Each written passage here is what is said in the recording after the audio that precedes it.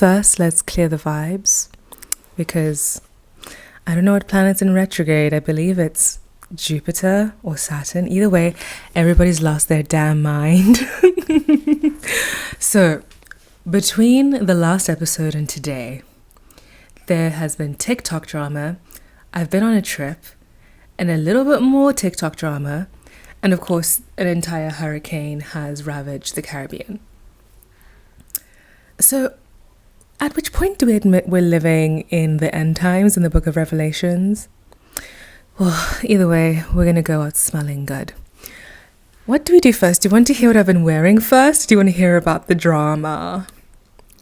I think let's talk about the drama. So, when I made that episode reviewing Toscavut fragrances, at the same time, practically, my friend LC made a video talking about people using some of the Toscavut fragrances to walk around holier than thou because they don't wear traditional mainstream scents.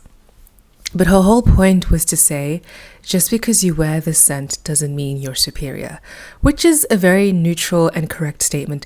There's literally no superiority based on which fragrance you wear. I think there are far more important facets of humanity than your actual perfume, which might sound contradictory considering that I'm a person who makes content about fragrance, but it's really not that deep. It's never that deep. So, what happened? This then got blown out of proportion. People thought that she was blaming Toscavut for niche snobs, which is not what she said. And then people were getting very, very offended. In fact, she took her video down, and then people were still going on about it. And she was saying, you know what, perhaps there was a language barrier. And I thought that was the case as well, because I didn't find what she'd said to be any kind of extreme. And maybe I am biased because I share the same opinion, but I don't think that she was saying what people were being offended by. And apparently, now this is some extra teeth that I'm not supposed to know, but apparently people in the DMs were now saying, and maybe I shouldn't say that, because if Elsie does listen to this, I don't want her to know that people were talking about her behind her back, because it's not nice to know. But anyway, people were offended that she tried to explain away the drama by the fact that perhaps people misunderstood what she'd said. And I think that this is something that I think is a phenomenon that happens on the internet, but perhaps people might think I'm full of myself.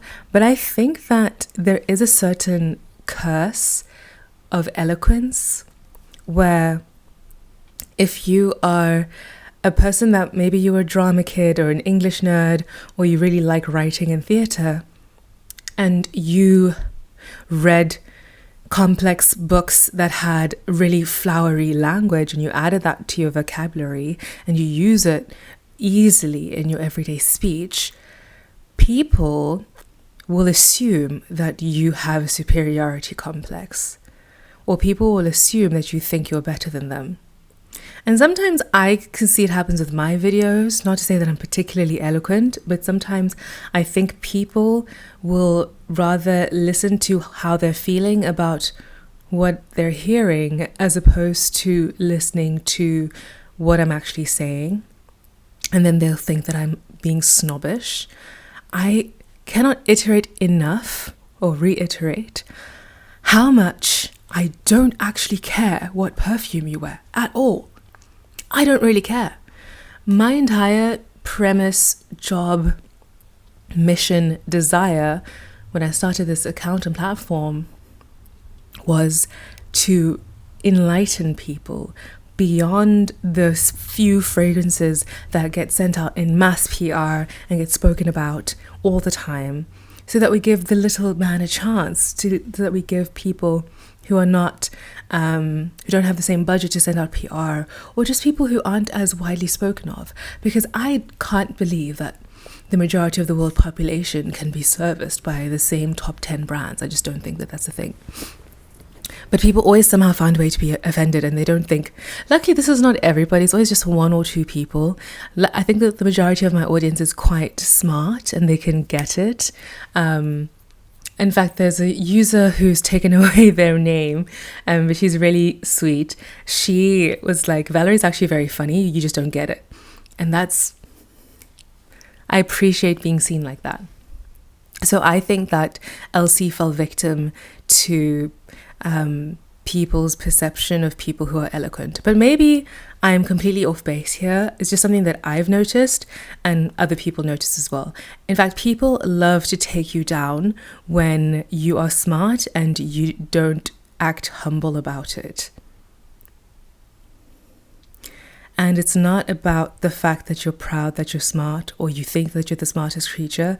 It's just that in the same way that plants don't giggle when people say that they're green. It's just like, it's a fact, right? Maybe I wouldn't add that part in. But it's just, I think that sometimes people feel the type of way when maybe people present in a way that triggers an insecurity. And maybe that's what happened there. But that was just really strange because normally we get along quite well, and perfume people are the best people. And everybody, despite whatever spectrum exists on the fragrance brand or perfume scale, there are so many fragrances that everybody kinds of loves across the spectrum. That's why you can have a blood and gore and musk and oud fragrance, and you can also have like Baccarat Rouge in the same collection. It's not that deep. We all find something that we love, and I think that we should be more unified as opposed to so easy and quick to anger. In fact, in my opinion, I think it's quite strange that you would rather believe that somebody wants to offend you or thinks poorly of you than believe that you might have misunderstood their messaging. I always assume that I've misunderstood the messaging, and if I really am pressed, I'll ask for clarification. Otherwise, let's keep it going. Let's keep it moving. Let's keep it pushing. Let's find the next fragrance to talk about. It's not that deep. It's even funnier when it's happening on TikTok of all apps, you know? It's like the little dancing app from the pandemic. We're having multinational debates and beef. It's quite funny. And then another person, I don't know who this person is, I haven't really seen them. Their account is quite big, but they were admonishing Fragrance Talk because they said that they're the biggest sellouts and that everybody talks about the same $400 bottles of perfume. And then they went on to make their own video about the fragrances that are more affordable that they like to wear.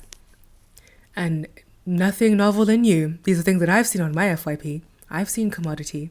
I've seen Latafa. I mean, it's just so funny. I think, of course, rage baiting is a good tactic to grow on social media, but you got to remember that there are people behind what you're talking about. And I think that Perfume Talk, I will always say, is the most wholesome place. And I've met people who are bigger on other platforms, and they've also been really lovely and kind, but I wouldn't have known that unless I met them in person. But on Perfume Talk, I knew that the people I was going to meet up with were nice people because we'd spoken. We're under each other's videos. We're commenting. We're leaving nice messages. We're liking and subscribing and reposting and adding to story. This is what we do. This is the community we built. So I just think it's like not a good way to enter Perfume Talk.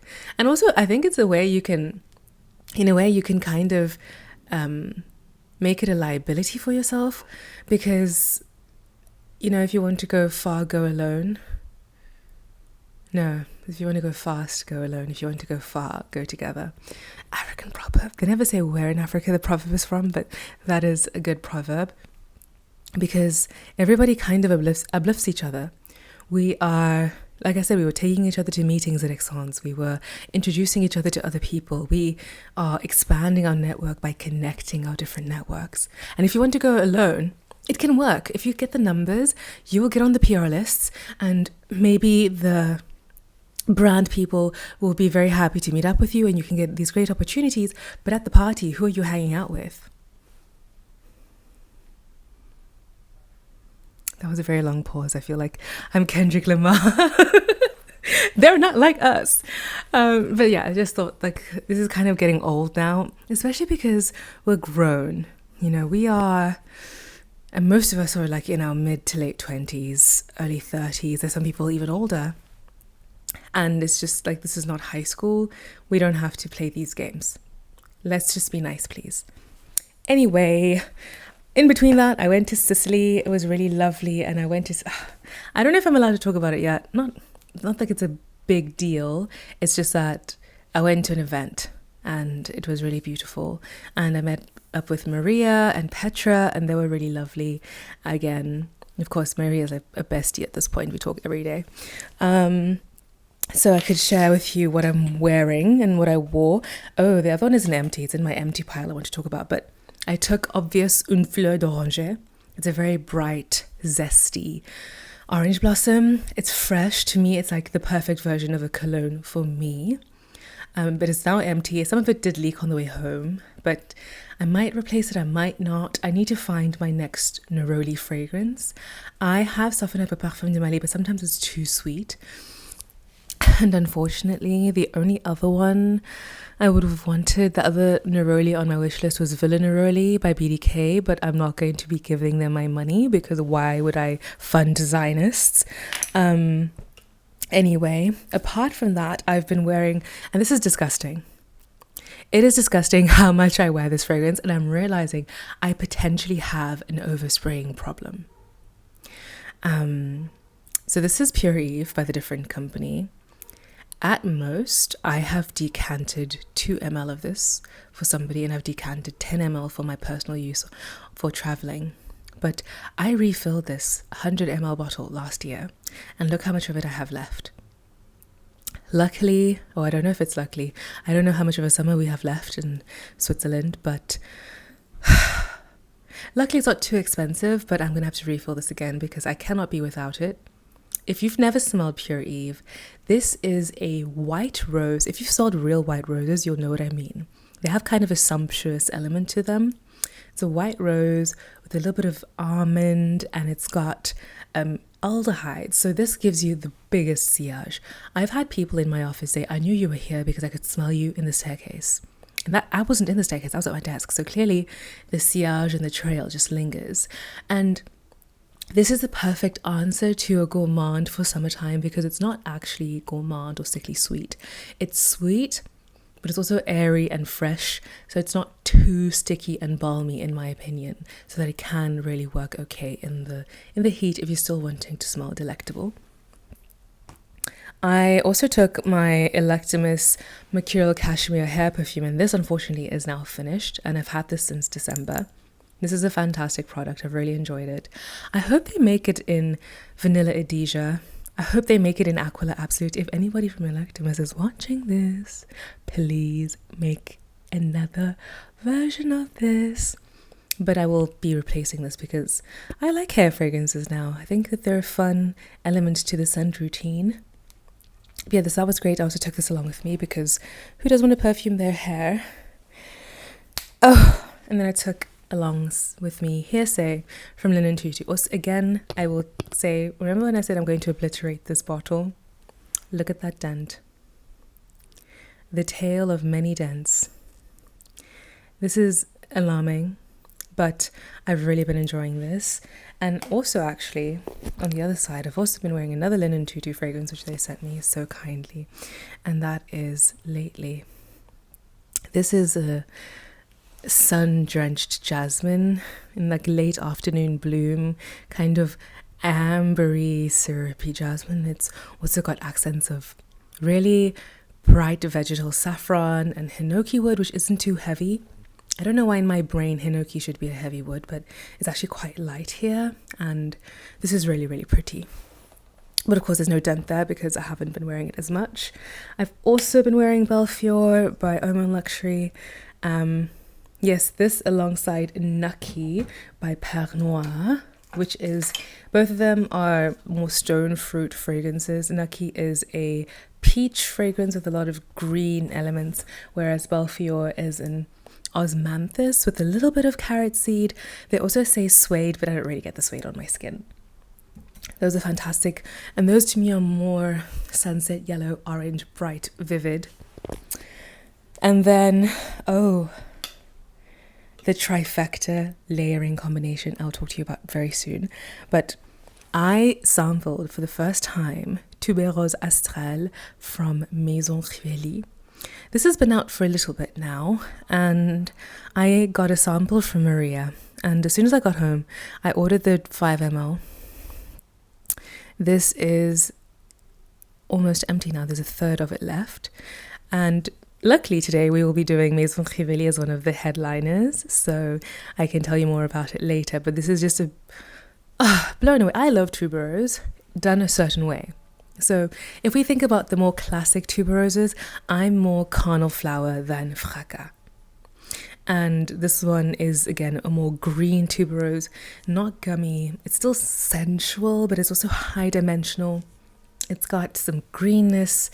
It's got some leather facets. This is a signature. It's just mind-blowing. It's geniuses. Canton Biche and Thibaut Crivelli together are a fantastic duo. And then I suppose we can address why I say I have a problem.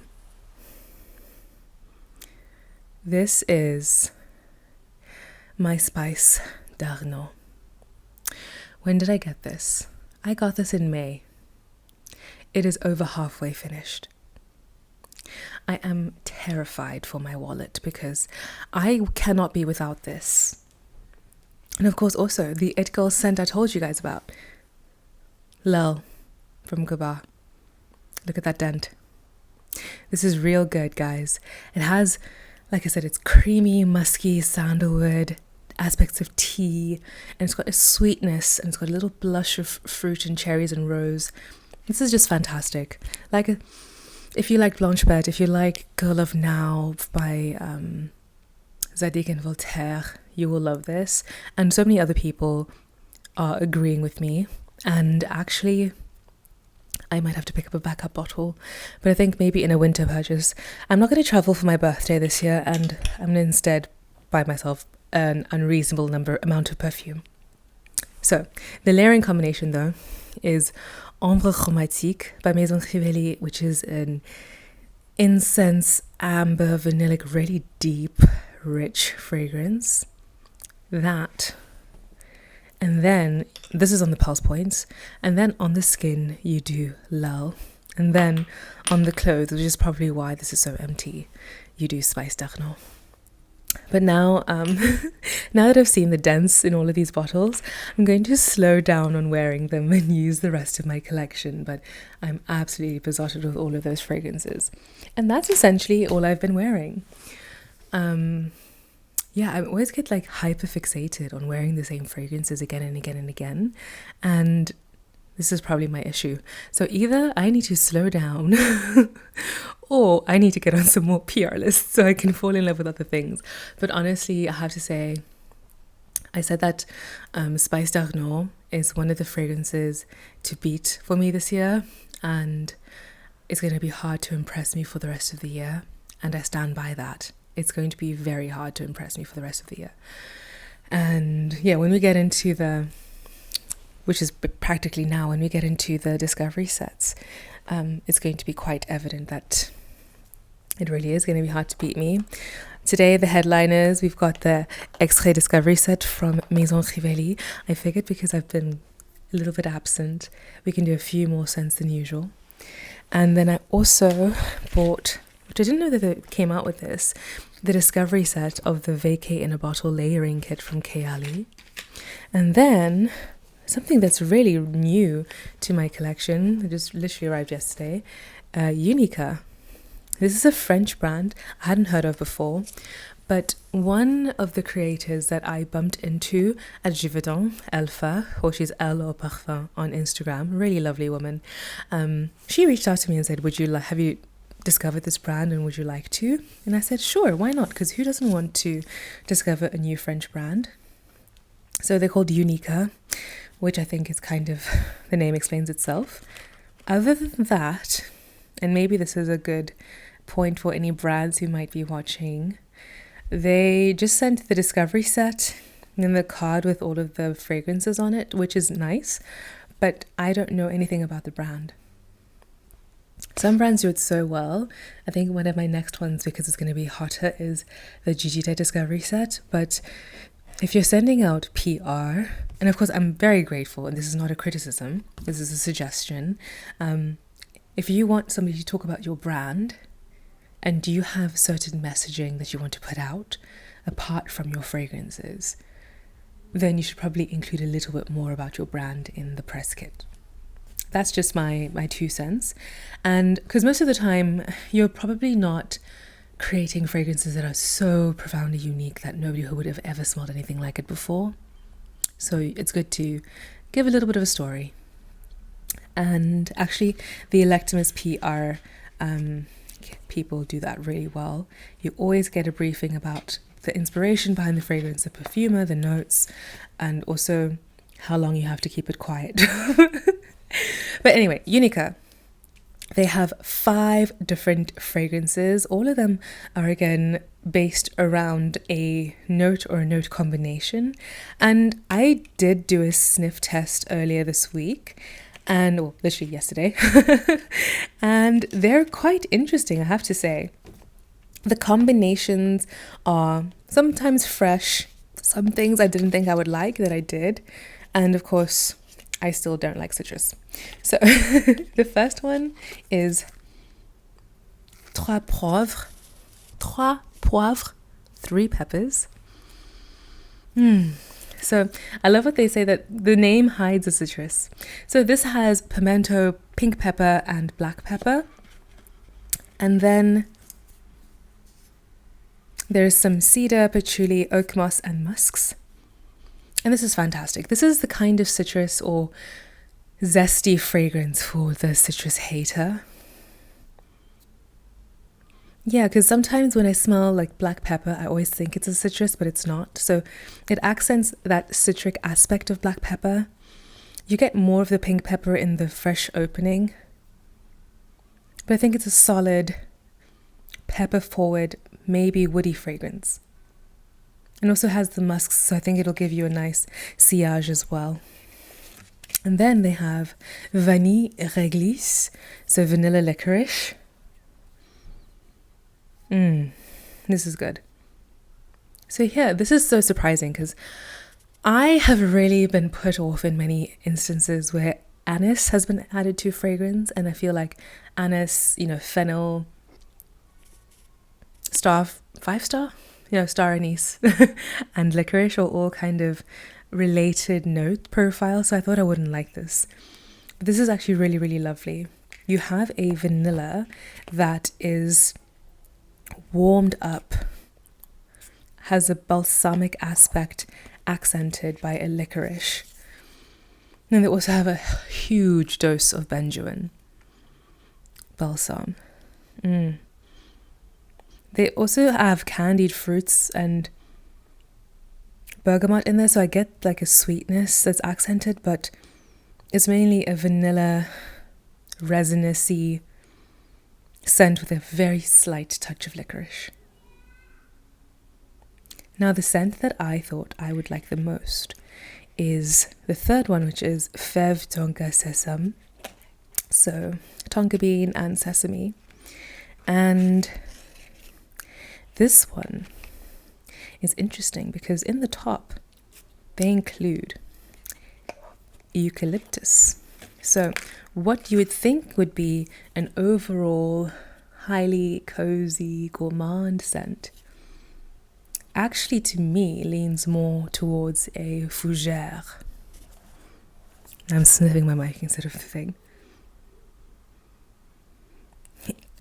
Yeah, and the dry down, the eucalyptus and the fougère aspect calm down, so it does get more fluffy. It does get more fluffy, but not my favorite. But the shining star of the collection is what they should have probably left for the last one, and that is the Oud Osmanthus. Now, somehow, it's because of Maria, I'm having an Osmanthus summer, and this one has like some bright fruit as well, like plum, and then it's got some like rose and apricot, so really lifted notes with the Osmanthus. But then it's got a very clean oud, a touch of patchouli, a touch of vanilla, and it's just fabulous. I shouldn't spray anything else on me today, but you really, the oud is there from the beginning. But then the osmanthus just brightens and it kind of opens up like a flower. I don't know if you've ever had that tea that's actually just a flower that you bloom inside hot water. It's like that. The osmanthus blooms inside the composition. This is really lovely, and I think this would be a great summer oud. And they called it an oud with another point of view, and I completely agree. This is the showstopper of the collection. And then the final one, which I think that they should have put this one first, because most people will go from number 1 to number 5, and it is the Cédrate Myrte-Immortelle, and that is basically just citron. A journey in Corsica, so yeah, oceanic citrus. There's sea spray, so I don't really like this one. Yeah, this one's not my vibe. You know me and aquatic notes. Stay away. And yeah, that was Unika. I will probably be posting more formal, more polished content about this brand soon, once I've had more time to wear everything on skin. But you heard it here first, because you are my special little people, I guess. So, do we go Crivelli or do we go Kayali? Let's go Kayali, because I already sprayed these yesterday, but now all of the blotches are gone, so I will have to respray anyway. No, here they are. We can go from the dry down and then I can respray and do the opening again. So, my first impression was, wow. Again, Mona, you just released Vanilla Candy. I've just spoken about it a few weeks ago, and now you have a vacation scent. Not only that, you have to buy all four of them together. Not only that, they only come in 10 ml bottles. And you know what? As much as we're going to say, we want full bottles, we're not going to get them. Where's your Silk Santal? Where's your Velvet Santal? You don't have it, do you? She never brought them back because she stood on business on that one. Yeah.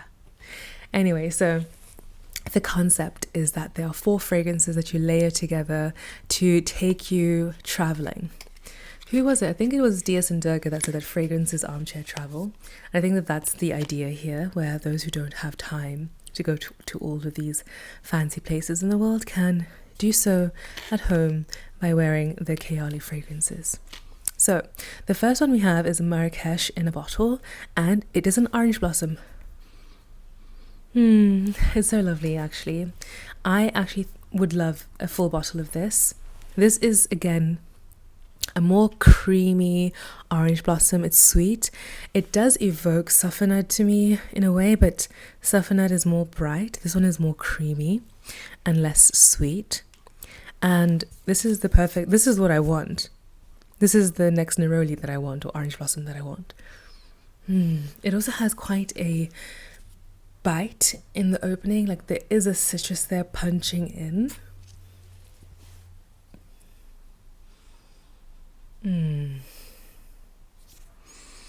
And about this collection, I think that maybe the reason why they were released like this is because maybe there was more budget for the juice. Obviously I've not smelled everything, and I'm not really an authority on quality of ingredients, but the quality of these composition feels a little bit more than the usual Kayali. That, except this Capri in a bottle. So Capri in a bottle is lemon sugar, and they are very right. They're very apt in that nomenclature, because you first get a big dose of lemon and sugar. Yeah, this one I have to say, when it opens up, it feels more like something that could have been a fun body spray or something. But the dry down, the candiedness goes away, and you do get another smooth citrus that isn't too sharp. So it's not like the kind of citruses I typically dislike. It's interesting. Although to me, the sugar is a bit too much, even though I do quite like sweet fragrances. And plus, anyway, Italy is going to be so crowded this year. I wouldn't recommend it. Next, we have Maui in a bottle, which is a sweet banana. Now, this one is a complex one, because in my eyes, in my mind, you get a banana, you get a creamy banana-like thing that evokes a little bit of ylang-ylang. There's jasmine, coconut cream, vanilla, sweet banana. But honestly, on the skin, it can actually get quite animalic in my eyes. If you've smelled Jungle Jezebel by Sarah Baker, there's a touch of that on my skin. A touch of that. But this is actually just a fun idea. A banana fragrance. Who's doing that right now? Nobody. Except for Mona.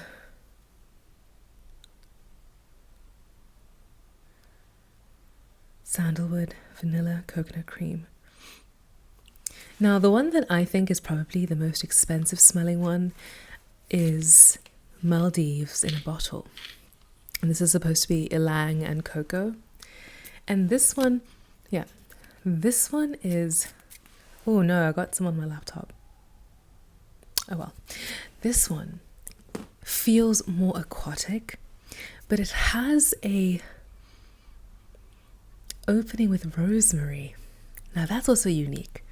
So you have this green herby opening, wild lemon, starfruit.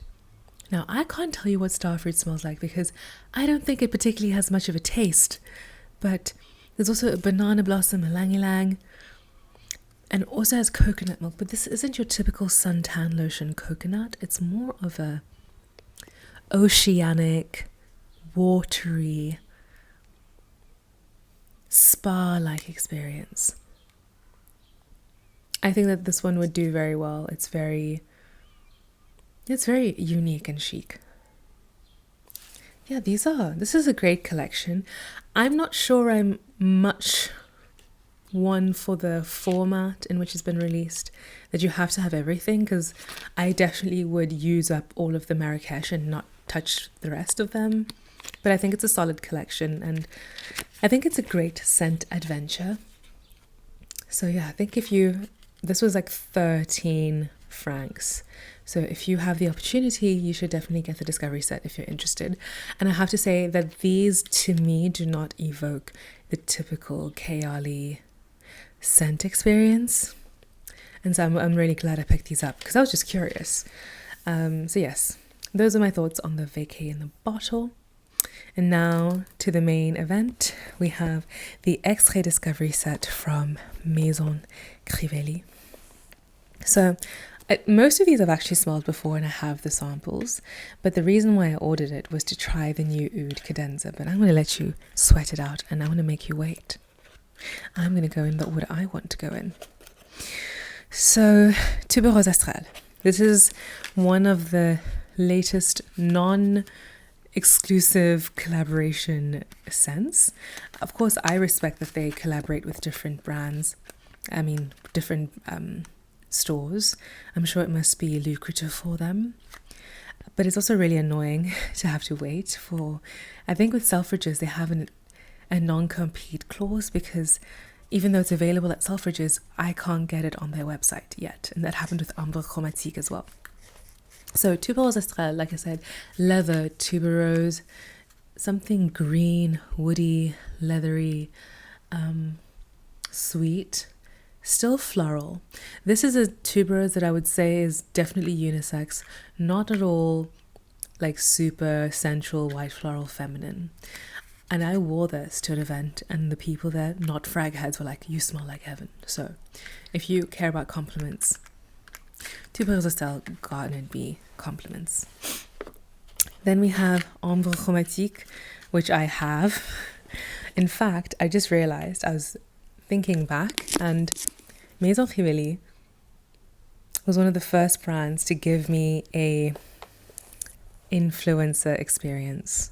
meaning I got to go to a private workshop with them in Milan in 2022, I want to say. And I got to smell a lot of raw ingredients with Thibaut. I got to smell the new fragrances. At the time, they were launching this, and then they were launching ingredients. And I fell in love with it there because I got a sample to take home. I wore it. I loved it. I got compliments on it. Then I had to wait and wait and wait. And eventually I got to buy it. And so this was like, it's such a monumental fragrance in like my scent content creation journey. And I'll always be grateful that I was included in that event. And I will always repurchase it, which will have to be soon. But this, let me tell you something. So extrait is a very loose term. Sometimes it's something that's highly potent, and sometimes it's something that is strong, but is not going to necessarily be a beast mode performer. This is potent. Sometimes I put on 2 sprays and it's too much. So you really have to be careful with it. A lot of people tried it and it was not their style. It's very particular. This isn't something that I would say is mass appealing. But I won't judge you if you don't like it. Well, not too much. Whereas Tubereuse Astrale is also quite potent, but I feel like you can get away with more sprays of it compared to Ambre Chromatique. Then of course there is HIbiscus Mahajad, which I think I was also one of the early adopters of Maison Crivelli. I was one of the earlier people talking about it. I remember I hadn't really had much of a content strategy, so you couldn't really assign it to me, but I kept on saying, stop buying Delina, buy this instead. I'm going to get a travel size of this. Because when you buy the Discovery set, by the way, you get a voucher, the value of it, that you can spend on a bottle or get off of a bottle. So HIbiscus Mahajad, hibiscus tea, rose, a little bit of leather. But I would say that the leather in here on my skin is far more subtle compared to it in Tubereuse Astrale. But the leather in Tubereuse Astrale is very green. And in HIbiscus Mahajad, you also have a little bit of mint, which I think like lifts up the entire composition. And this is one of the most beautiful roses. However, because I just don't wear rose that often, sometimes I just can handle a travel size, and sometimes even a sample is enough for me. So I don't necessarily need it all year round. That's why I never bought a full bottle. But it is like, I think, the best-selling fragrance because they even made 100 ml of the extrait. So that's something. Then we have Ingredients 07 2012. And this was kind of the launch of the whole collection particulière, where they collaborate with stores around the world to make an exclusive fragrance for them so that only that store can sell it. And this is something that was also a bit controversial. They've changed the color of the glass. It used to be a deeper green. This was something controversial because they didn't release the notes of this one and people got a little bit upset. But I think that if you smell it, you can tell what's going on. Akigala wood, vetiver. I want to say hazelnut, but it's probably the vetiver. And maybe some black pepper as well. And those are the main nuances. It's probably, no. I was going to say probably patchouli, but probably not. Because akigala wood is a byproduct of the patchouli processing process. So yeah, you can smell it in here. And some people love it. I think it's a fantastic men's fragrance. Well, not necessarily men's, it's unisex. But I don't think I could pull it off as often. But yeah, this was so special because either you buy this in Prague or you buy it on the website. And I got to smell it before it was released. So also a core memory scent in my books. And I'll always keep a sample around if I can. But let's be organized and let's put these back in their spot, lest I have to do it later. Okay, and now we get onto the ouds. First, I want to say that I'm upset because there is another fragrance in the Extrait line called Cuir entre Rouge. It's supposed to be a leather raspberry. I really love leather and raspberry together. I think it's a great combination. But it's not included in the Discovery set. They launched it 3 months ago, so maybe it will be one day, but right now you have to be in London to be able to smell it. And since I need a visa, I'm not going to London anytime soon. So we have Oud Stallion, Oud Maracuja, and Oud Cadenza. Cadenza is the latest one. Then I think it was Stallion before that, and then Oud Maracuja was the later one. But maybe Stallion and Maracuja launched at the same time. I can't remember. Anyway, Oud Maracuja, again, I ran into Thibaut in Milan because he was running meetings in my hotel. And I got a sneak peek. So this is a passion fruit, amber and oud.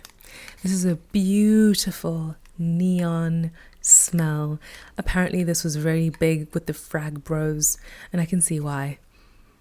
This to me is just opulence. It has, because passion fruit is a very tangy, can be sickly sweet fruit. But here it's elevated, and I think the oud is doing a lot of the job. And the ouds that they use, I find they're not too skanky. They're more woody and almost fresh. Not fresh, but clean. They're more clean than your typical oud. Maybe I don't know if they're real or not, but I assume they are. They often go for naturals in these collections. So yes, Maracuja comes in a blue bottle. If you have not smelled this, you really, really need to. Especially if you're somebody who's a fan of is it Louis Vuitton Ambre Nomade? If you're a fan of Soleil de Jeddah, if you're a fan of Soleil de Jeddah Mango Kiss, I really cannot see you disliking this. And then, the first time I smelled Oud Stallion was today. And I was so shocked at how good it was, because a lot of people had kind of dismissed it. They said it was too typical. It was something they'd smelled before. It was nothing special. And I can understand it's a leather oud. So it's not something that's going to surprise you. It's just sometimes fragrances need to be a technical display of blending and combination. And I think that this is a mastery of that. So you have a sharp leather, and on skin, a cardamom and rose kind of bloom to add a brightness. I think it's really, really chic. Stunning.